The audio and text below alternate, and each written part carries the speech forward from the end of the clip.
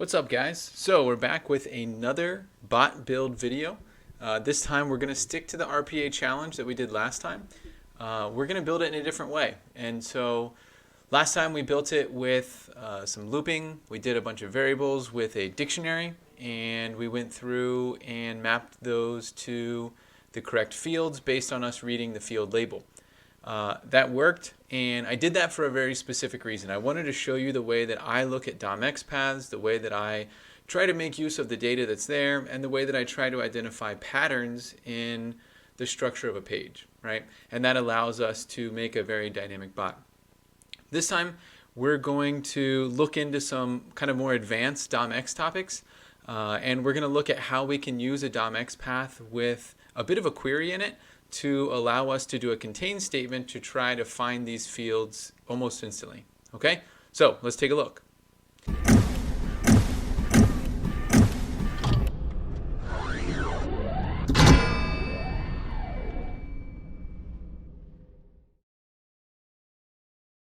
Now, the first thing we want to start with is, again, going back to our page. And I want to point out this time, I'm using Internet Explorer this time around. Last time I used Chrome. I won't get on a soapbox about the way that I feel about Internet Explorer, but suffice it to say, I don't love using IE. So we'll be using Internet Explorer for this build. I am opening up Chrome right now, though, because I want to talk through the RPA challenge a little bit. So if we go back to RPA challenge, if you watched the last video, cool. If you didn't, what happens on this site is you will download an Excel spreadsheet. Your bot should then click the start button and then start iterating through all the rows of your Excel spreadsheet. And each row in the Excel spreadsheet equals one person's submission here. And as you hit the submit button, you'll see that the layout of the fields change. You'll also see that the order that the fields appear in changes. So you can't just go through and do next, next, next, or keystroke entry and stuff like that. Now, what I want to talk about here is, let's go to inspect. So I'm looking at the field itself. And when you're inspecting different elements, one thing that's really helpful is you can hit Control F here. Let's see, we don't want to be on style. There we go. So you can hit Control F here, and we can actually search through elements, and we can find by string, selector, or XPath. And so that allows us to play around a little bit with the way that we're searching for an XPath on a page. And so like last time, I think we did something like this, right? We copied this, we said copy XPath, and then we could paste it in here. And we should see that it will highlight that particular object. Now, this time, when we did copy XPath, it gave us the object ID. We don't want to use that because when I do submit here, watch, this will give us a new set. Now it can't find that ID anywhere. This page is dynamically giving new IDs to every object. So we don't want to just rely on object ID. If we go to inspect again, let's copy full XPath this time. We'll paste that in. So now it shows that object as highlighted in the page. Here we can also see it's highlighting it in yellow. What we want to do is understand what in this particular path makes it unique, and then how we can kind of change that around, right? So this one in particular I'm looking at is for the last name. And if I go, like let's take the input off, that's just going to highlight that entire div. And that div is made up of a label and an input, right? And we're using last name right now, but if I were to go, let's see, if I were to change this div to, let's say, 2, now it's going to show me the second div or the third div, right? So it's going to do that repeating pattern. Right now it's highlighting number 2. The other thing we can do with DOM XPaths, and I brought up this DOM XPath cheat sheet because I think it's really helpful to look at. These are some different selectors that we can use when we're working with DOM XPaths. And this allows us to be a little bit more creative in the way that we select objects on a particular page. So you can see if it has children. You can use wildcards. And so that's what I want to look at today is how can we use some of these kind of more advanced attribute selectors to be able to figure out where the field is and how we can map stuff to it without having to really search around on the page, right? So that our code can be completely impervious to the way that they change the order of things and stuff like that. So one thing we can do is in this div here, which we said is basically the rotating div for there. If I put that to 3, oh, sorry, that's not the right one. Let's go, it's this one right here. So if I put that to 1, let's start back over and copy this again. I think I changed the wrong value. Paste that in there. All right, that highlights that one. This is the div that is controlling which field it is. So if I put that at 3, right, one thing I can do is put this as an asterisk. And that's saying it doesn't really matter which div. In this case, it's going to show me the very first one, right? And so that allows me to be a little bit more dynamic because I can say, look, find, I don't care which div, but find the input. And then I could possibly give other parameters for that. One thing we could do is we could say, let's do open bracket and then contains. And then we'll do open paren. So what we're looking for is, let's see, so this particular field has an ng-reflect name of label last name. And the next field has an ng-reflect name of, let's see, phone. Right, so let's do at ng-reflect. And again, ng-reflect is probably a reference to Angular, but this is just for this particular site. It could be totally different for the site that you're working on, but this is just a reference to this particular site. So let's, there's nothing special about the ng-reflect here. Reflect dash name, and then we're going to say comma and open quote, and let's put label, let's do last. We'll just do the start of it, and then we'll close our parenthesis and then close that square bracket, and boom, we found the last name field. And so let's copy this just to make sure we don't lose it. If we hit submit, right, we should still be able to find this particular object on the page, right? So no matter what order that last name comes in, right, whatever field order, it really doesn't matter. We can find that one no matter what. And same with, let's try phone, right? We can find it every single time. And so we can make our code super dynamic. And if we just look for the DOM XPath based on a particular label, we're always going to be able to hit that input, right? Because we made sure this ends in input, and then we can always just fill the field. The other thing we can do is, because I know that there's only one object on this page that has the ng-reflect name of label or phone, or I'm sorry, label phone or label first name or label last name, I can actually do a extra slash here, right? And so really I'm just shortcutting that entire path to say, just find whatever object has the label of phone for ng-reflect name. Or just find, and again, this is going to work for all of these. And it's going to be based on how they named them in the code. So you might have to look around a little bit. Input is label email. So if we change this to email, we should be able to find email here. Nailed it, right? So we're going to take that approach for our build this time. And that should allow us to make our code a little bit cleaner. I wouldn't say cleaner. It's going to be different because last time we did looping and we were like really dynamic with the way we were filling fields. This time we're going to be less dynamic on that side, but we're going to see if we can be more dynamic in the way that we're extracting data from the Excel spreadsheet. Okay? So armed with this kind of information, this is a super helpful way for you to be able to interact with the pages that you're automating on. So you don't have to just work off of object IDs or classes or things like that. You can work on other parameters that are tagged to certain elements on the page. All right, so let's minimize that. Actually, I'm going to copy this out because this is the pattern we're going to stick with. We don't need this cheat sheet. If you want to use it, it's at devhints.io/XPath. There's some cool stuff on here. I played around with this a little bit just to get this one set up, but definitely take a look at how you can use this if your situation isn't exactly like this one for your real business case. All right, so back in Automation Anywhere Community Edition, like I said, I'm building an IE this time. That probably will have a bit of an impact on our speed to make it a little bit faster, but we'll see. So let's do create a bot, and we'll call this one RPA Challenge Advanced XPath. Again, the name really doesn't matter. You can call it whatever you want. I'm going to hit create.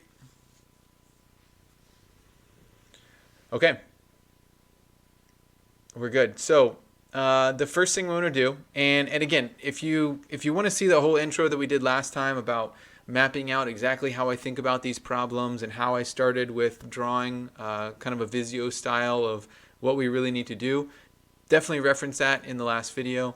I'm not going to go through that all this time. We're still going to try and do the same stuff, but we won't map it all out. So I'm going to do it with steps at least, so we can kind of block out what we need to do, and then we can go in and actually fill in the specific steps with what we our specific commands. So the first step is going to be open RPA challenge. Let's just say open page and download file.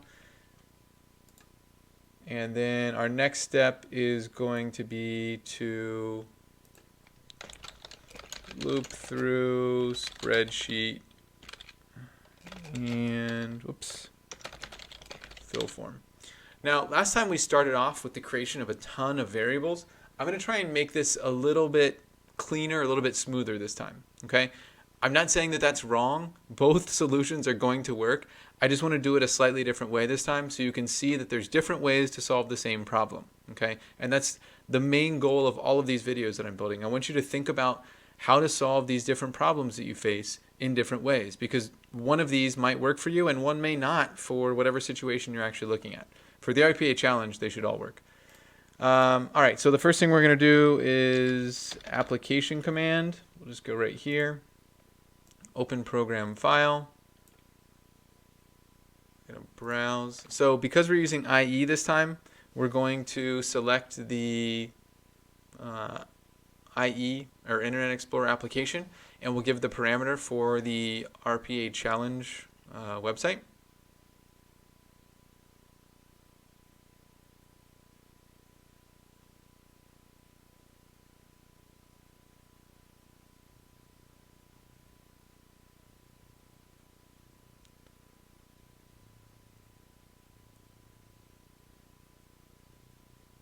Okay, so we're going to go to program files x86, Internet Explorer, and good old Internet Explorer. It pains me to even use this browser, but all right. I'm not even like an elitist on anything else in life, just this. rpachallenge.com, apply. And I have it open over here, so we'll use this for some cloning. We'll do the same thing we did last time. So we're going to do an if statement to see if the file exists, which is our spreadsheet that's used for this challenge. So by default, if you don't have the file downloaded already, download it real quick. But it goes to the downloads directory, and then it's just called challenge xlsx. I already have it, but I still want to, have the good practice for us of putting this in our code to check for this thing. So we're going to say if the file does not exist, and if that resolves to true, then what do we need to do? We would need to download the file. So let's open a recorder step. We'll do capture right here. We'll set window. We're going to refresh, so it'll pull back all of the windows that we have currently open on our machine. We're going to select the RPA challenge-Internet Explorer, and then we will click and release the capture. Okay. We'll hover over this download Excel button here. When it highlights in red, we'll click and release. And it should do some post-processing and take an image of where this is on the actual page. And then we can go and customize the details of that capture. So it gives a path, which is native to AA, how they define the path. It also has the DOM XPath, which is fine. I am going to uncheck this one. We did this on the last video too. I will usually customize these quite a bit. But in this one, the cloud down is a reference to an icon. I don't want that to throw us off because of the HTML intertext, so that's why I'm unchecking that one. For our action, we will say left click. That will initiate that download, and we'll hit apply. Cool. So if you already have the file, then great. It should totally skip that particular step. If you don't have the file yet, then that will automatically download the file for you. There's one other capture we're going to need to do, which is to actually initiate the game, or start the process here. So I'm going to go back to Window. I'm going to select RPA Challenge again, and I'm going to hit Capture Object. We need this to be outside of our loop because we don't want to click Start for every row in our spreadsheet, right? We only want to click Start one time. So we're going to keep that one outside of our loop. If we really, really wanted to get crazy about timing and we thought it would make a big difference, you could try to put this in the first iteration of your loop, and then everything beyond that, don't click the Start button. But I don't think that speed is going to make that big of a difference. And like I said, I'm not necessarily trying to teach you how to make this go so fast that it blows your hair off, but I want to show you how to build something that's hopefully going to help you. All right, so left click there. Oops, I'm scrolling around and screwing stuff up. We'll hit apply. Cool. So now we're going to loop through our spreadsheet. Last time we did this, we did a loop, and then we just kind of did the get cell commands over and over, and then we committed that to a dictionary, and then we had this dictionary that had like a key value pair for all of our data. And that worked really well because we could fetch our data in a really meaningful way. This time what we want to try and do is we're going to try and use some of the Excel looping. So we're going to stick to Excel Basic because I still don't have Word installed on this virtual machine, or Office I should say. I'm going to do the open spreadsheet command, and I'll put that as the first command in my step here. And we'll go to desktop file and hit browse. Here I will select from my downloads directory the challenge XLSX and hit open. Again, I'll point out that Excel Basic works with XLSX files only. So I think it's probably based on the OpenXML. So it'll only work with XLSX. If you want to use Excel files, both XLSX and XLS, you'll have to use the Excel Advanced. But in this case, it's an XLSX file, so we're good. We can leave it in read-write mode. It really doesn't matter. We're not updating the spreadsheet for this particular purpose, and we'll hit apply. All right, so now we want to do our loop. And like I said, last time we did a loop based on a count of 10. This time we're going to try and do our loop a little bit differently. We're going to try and actually loop through for the Excel spreadsheet. So let's do loop right here. And I'm going to bring up dual view because this is how I'm used to building it. All right, so for our iterator, we're going to say Excel Basic, and we're going to say for each row in our worksheet. Our session name is default because that was the session name from here, from our open. Here's the session name right there. So in our loop, we're going to loop through, let's say a specific rows. And we're going to loop from row 2 to row 11. Because we don't want to worry about that header row. So I'm going to put this in there like that. And we're going to assign the current value to a specific variable. Now this is a new data type for A2019, which is a record type. So let's do our current Excel row. Okay. So what that's going to do is it's going to commit the current row to a record data type. Now, the record data type will allow us to reference the specific column, right, or the specific index of the Excel spreadsheet. And so if we want the first name, I think its first name is column 0, or the first column. Last name, I think it's street address, company name. I don't know. I don't have Excel, so I'm not going to open it up. But we'll see here in a second exactly how that works. And actually, I'm going to have to cheat and look at my other machine again so that we can get this thing open so that I have the, I can tell the exact order. One second. It was called, what's the name of the spreadsheet? Challenge XLSX. All right, let's find that real quick.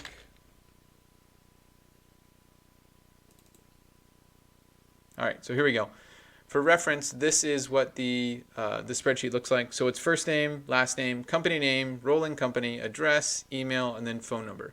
We're going to set our range to only loop through 2 through 11, And then that record data type that we have is going to essentially just be like this row, right? It's just going to be the John Smith IT Solutions analyst, right? And then we're going to reference all of that dynamically. And so we're going to try to dodge having to create all those variables individually. We're just going to do it like this. Now, inside of our loop, we're going to assume that we have all of the data from that Excel spreadsheet. So what we can start doing is mapping data to our RPA challenge website. So let's go to recorder here. We'll do a capture. Okay. We will select the window and let's do RPA challenge, Internet Explorer. Let me take a look at the state of this right now. All right, so it hasn't been started yet. That should be fine. We're going to click and release to capture object. All right, now we're going to highlight over top of the first field, and it doesn't matter what it is, right? If yours is company name or first name or last name, it doesn't matter. Whatever's the first field, let's highlight that one.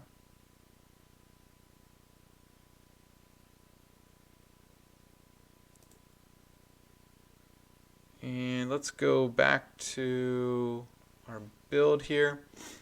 So I said that we want to totally customize this one because we're going to use that same DOM XPath that we were testing with in Chrome. We're going to apply that here. So we don't want to use the path. Basically, we don't want to use anything that's going to uniquely identify this particular field over any other field. So HTML ID, we don't want to include that. Type is fine as text. HTML name, we definitely don't want to include that. What we want to do is we're going to totally clear out this DOM XPath, and I'm going to paste in what we had. Oh, I guess we don't have it anymore. Let's go back here. This is what we were using before. So I'm going to paste in this one as our DOM XPath. And so again, if we look at that, it is // input. It is an open square bracket and then contains. And then inside of contains, we have @ng-reflect -name, and then we have a comma, and then in quotes we have label, and then whatever the label particular type is. So that we stay consistent with the way that a spreadsheet is set up, I'm going to do label, and then I'm just going to put first. And so this should be the DOM XPath to find the input for the first name field. And make sure okay, I do spell it right. That should be the input for the first name field. So what do we want to map to the first name field? We're going to say set text. And then for our variable here, let's hit F2. And we're going to select our record, which is our current Excel row. And it's going to allow us to do this by index. So assuming zero-based indexing, right? Let's bring up that spreadsheet again. Here it is. A would be 0. B would be 1, C would be 2, D would be 3, right? So we're going to reference them that way. So we want this to be index 0 of our current record, which should be the name John. So let's hit yes, insert. Okay, and I will hit apply. And I'm going to do this for our loop too. We forgot to do that. Apply there. All right. Now, with that one set up, I'm going to copy this a couple times, and we're just going to customize it for each of the fields that we're concerned with. So we got to do one for last name. We got to do one for company name. So I'm going to paste this after action because we should have a total of 1, 2, 3, 4, 5, 6, 7 of these. So paste after action. All right, and instead of me possibly doing object clones over and over, or recordings, I guess, old language, I'm just going to keep pasting the one that we have because we know it's set up correctly. 1, 2, 3. We need one more. All right, so let's go back to line 10. We're going to customize this one for label last. And again, because the selection criteria we're doing here is contains, it doesn't have to be the full label. I could put last name, but if it has the word last in it, then I'm probably good. So I'm going to scroll down here. And I'm going to change this to a reference to 1, which would be our second column of the record, and hit apply. And again, I know that the image here doesn't make a ton of sense for us because it's highlighting company name every single time. That's fine. If you really wanted to like make this as best as possible, I guess you'd want to highlight over a first name and a last name and a company name when you're doing it. But I don't think the image isn't going to matter for the processing of this. It's mainly just for someone's review in the future. All right, this one will say company. And I'm actually gonna check this. We might just do company name this time. I want to make sure that with company, we don't accidentally get the one that says role in company. So let's do company. And it did not pull up role in company. Let's do role just to make sure the way that that label is set up.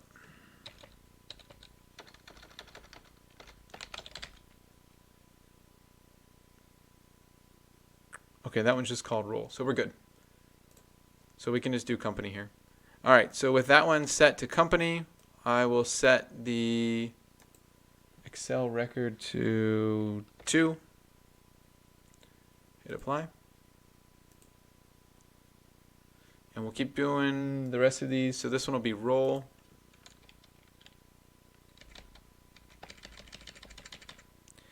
Now, what's the positives and the negatives about doing our DOM XPath this way? Well, the positives are we're basically searching for a very specific reference to that particular field. And so as long as that ng-reflect name stays as label role or label first name or last name, we should be good. And we're using that // because we're saying we're not really super specific about the, I think this one's 3. Yeah, we're not really super specific about the full DOM XPath, right? So if it's an extra div is added later up on the page, like towards the top, they add some instruction section at the top. That shouldn't break this. We should still be fine with the way that this is set up. Let me check this one. Okay, so we're done with that one. You guys got me talking again, and here I'm going slower on the way that I'm setting these up. All right, I'm going to try and speed through these last couple. Obviously, you understand the pattern here. I'm just putting what is the first name. If we really wanted to be crazy, we could check them on every one just to make sure the labels were correct, but I'm pretty sure these are how they're set up. So this will be email, and that should be 5. And then finally we should have phone.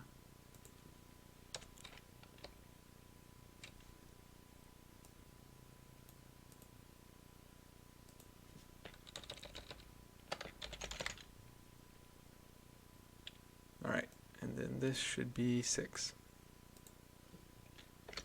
Cool. So this is essentially the same thing that we just did last time, right? If you remember the last lab, we were looking up the label for each field and then trying to fill accordingly. That worked. This is a different approach to solving the same kind of problem. And here we're at 15 lines of total code. I think last time we were at 34. I know we added some extra lines that we didn't need for the incrementing of the loops.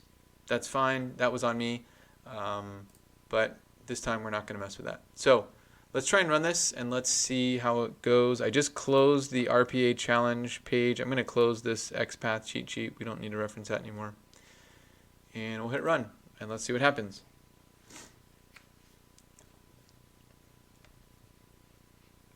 Again, your speed that you get when you run this thing, as far as like what the RPA challenge site tells you afterwards, might be slightly different. Oh, you know what? We forgot one thing. Let me cancel this real quick.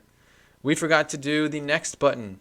I didn't even think about that. So let's do one more of these. Not next, but submit, I guess. So let's put that right down there. We need that to be inside of our loop. So we're going to have to open up that RPA challenge page again. Sorry about that. Oh, it looks like it's going to open. Oh, it canceled. All right. RPA challenge.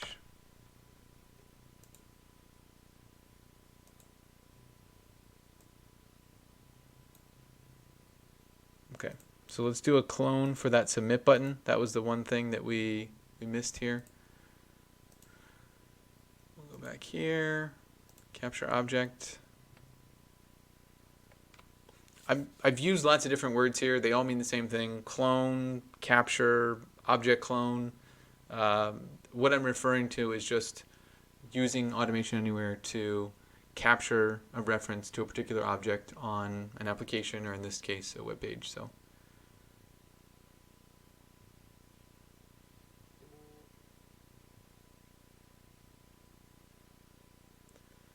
we'll highlight over the submit button. There we go. It's highlighted in red.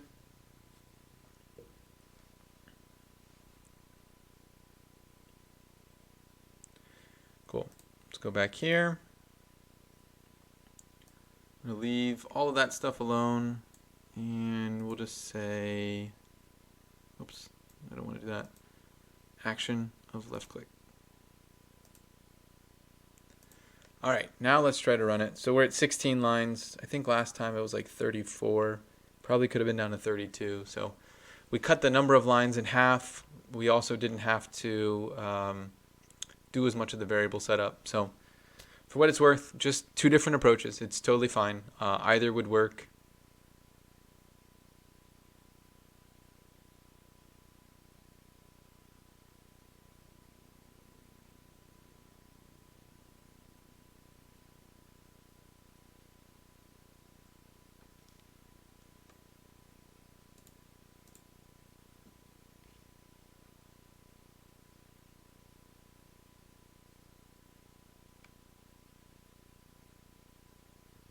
Okay, there we go. So it clicked the start button, and now we're going to see if the mappings work.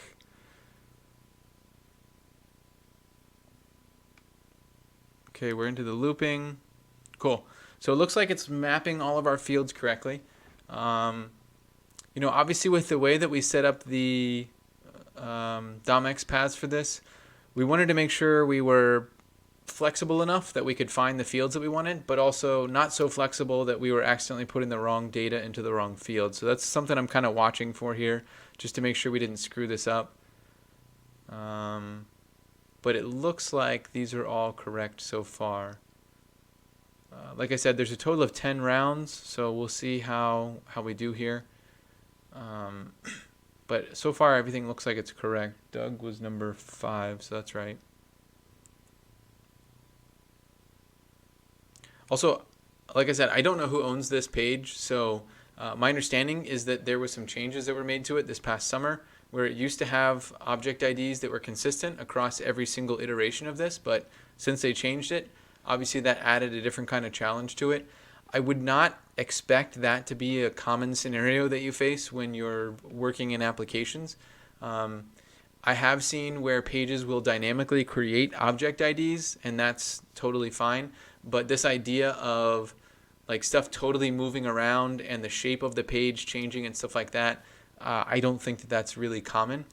What I wanted to get out of this particular lesson, though, is to talk about how we can use those DOM XPaths and how we can use some of those select queries within DOM XPaths to really find the specific object we want. Even if it doesn't have a object ID that makes it unique, it might have some other variable or some other value that makes it unique on the page. And so here we were able to significantly reduce our time and still process the page correctly. So bot ran successfully. If you're able to follow along with me, great job. I'm going to try to put the code for some of these up on GitHub at some point.